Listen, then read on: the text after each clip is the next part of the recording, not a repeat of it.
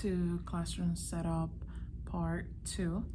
So today is Wednesday, August 3, 4.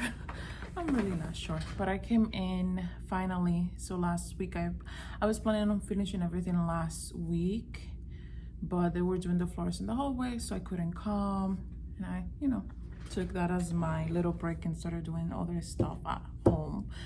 I moved the furniture how I had it last year, and the reason why I did that is because I'm still playing with the layout in terms of flexible seating and things like that I want to include, but I'm still not sure how to do that. And I just stayed with what I knew best and that system sort of worked out. As far as I know, I have 12 students, so currently I have space for 18 students, 4 tables, 2 desks, and I want to keep enough space because I can go all the way up to 25, but I still want to keep enough space for the students to be able to move around. Doesn't feel too crowded. I'll flip you guys around just to show you what I did, but today what I'm trying to do is complete a couple of bulletin boards, organize a little bit, put things away for now, and then tackle a little bit one of the libraries. So I'm a bilingual teacher. That means that I teach in English and Spanish, and we switch languages throughout the day. That being said, my classroom needs to represent both languages. So I currently have my classroom divided in one side is English, the other side is Spanish. That's one of the reasons why I have 2 libraries, because I need to provide books in both languages. Now, this also makes things a little bit harder because you really need to think about the space and where you're putting things so that students are able to utilize those resources.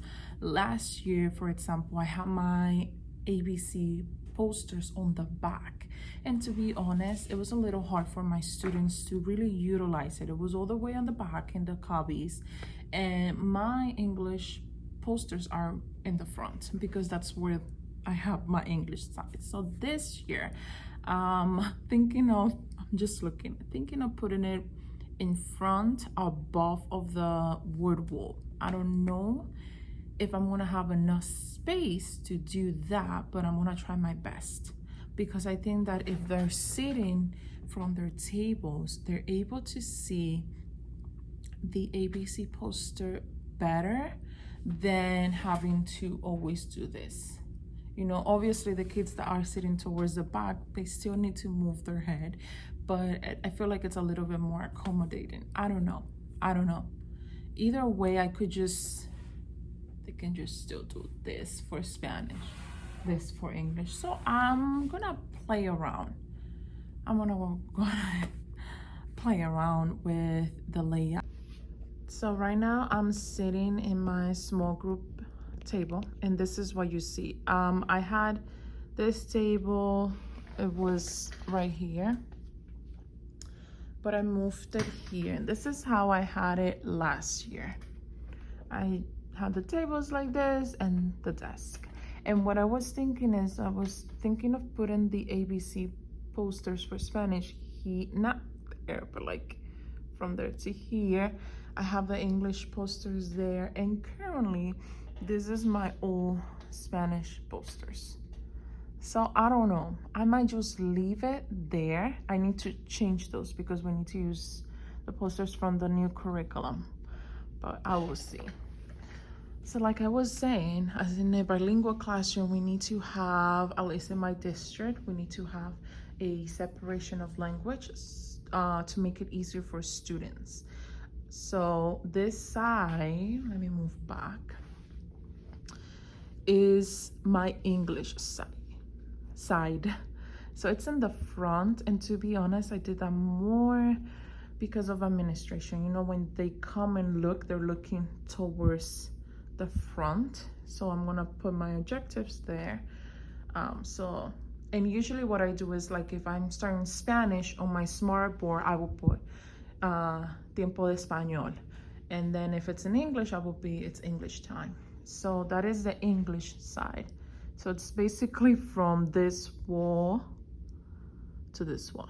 Now that makes it a little bit hard when it comes to where am I putting writing posters, where am I putting reading posters, and I need to really just utilize and, you know, change depending on what language I start. And then from this wall back, it's Spanish. Now I have designated some areas as both languages. So my small group area, obviously, I'm doing both languages regardless. And what I was thinking is, here I'm gonna put a bulletin board, a long one, where it's gonna be science, social studies. In the middle I'm gonna do literacy. So that means that we're putting our writing posters and our reading posters, and that's gonna be another gray area, as I call it, because it could go with both languages. So we do those subjects in both languages, and I don't have that much wall space to have, you know, ciencia, science, estudios sociales, social studies. So I just need to utilize what I have. If you notice, I moved this here, and what I'm thinking is to create some sort of separation for writing word wall. And I also need to create a calm down corner. Now I was thinking back there, but then if I am up here, I can't see the kid that's gonna go back there, and we know how kids are. And the next thing that I was like, okay, maybe I will create this as a calm down corner. Again, too close to where our whole group area is. So it's either here, somewhere here, or somewhere back there. And it's not gonna be really a calm down corner, but it's, I don't know, but I want to have that space because last year I really needed to have that space. You know, kids came with a lot of big emotions, and they're still gonna come with a lot of big emotions. So I just want to create that area for them. Now, I know in my last video I was like, I'm not gonna buy any other bookshelf or a cube organizer like I did this, but I did saw one in IKEA that I liked, and it's an 8 cube organizer, and I have the measurements and everything. I'm gonna go ahead and measure it just to see how long it is, what's gonna fit. And my hope is that if I buy the cube organizer from IKEA, I can put this and some of this just to get rid of one of the bookshelf. And my other thing is that I'm getting another bilingual teacher. There's gonna be another one, hopefully, crossing fingers. So I have a lot of Spanish books. So I'm just gonna go in and I'm gonna try to take some out, especially books from school, and obviously not the ones that I bought. And I'm just gonna make a pile. So I have another teacher, she's doing kindergarten bilingual, that I wanna give her some books, and then this new teacher. And that way, it's gonna free some space. Wanna make sure that the space is open, that we can walk around. So I'm gonna put you guys down, and I'm gonna start tackling this part. I forgot to show you. This is gonna be our wow work. So I'm gonna go ahead and these papers are gonna be the background, and then I got the close clips, and I think it's gonna be much easier for me to change. So this is how it's looking. I don't know if I like this right here. I'm trying to fit 25, but I like this, but then this, oof. Hello friends, so checking in. I'm almost gonna leave. Today I have to leave early, so I'm just gonna turn you around and show you what I've done. It's really not a lot because I spent a lot of time in the libraries just organizing and taking some books out. So let me flip you guys. So this is how it's looking. I was able to take this bookshelf and that bookshelf out of the library. So this is how it's looking. I really love it because it's gonna open up this space right here. So I might be able to move the tables a little bit more, just leave it like that, but it's gonna open up enough space for the kids to come and move around.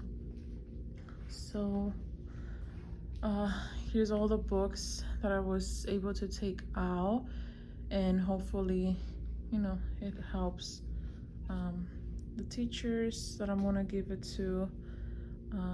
So here is this Spanish library. So what I decided to do was to just put the level books together right here, and I tried out the books that are like fiction, fantasy, and things like that. I have them in the blue bin.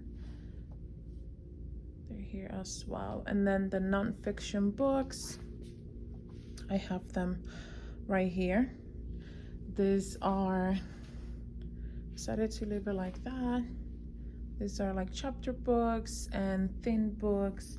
Then I have the Elephant and Piggy books. I'm not sure if I'm gonna leave it like that or do something else, but that's how the space is looking. I want to get a rug and just put like maybe pillows here for them to sit and read, and that might also be my calm down corner as well. So I'm just gonna play around and see how it works, especially since I took that other bookshelf from there. These two chairs, I'm not sure if I'm gonna leave them there, but I might. That just might be like another sitting area.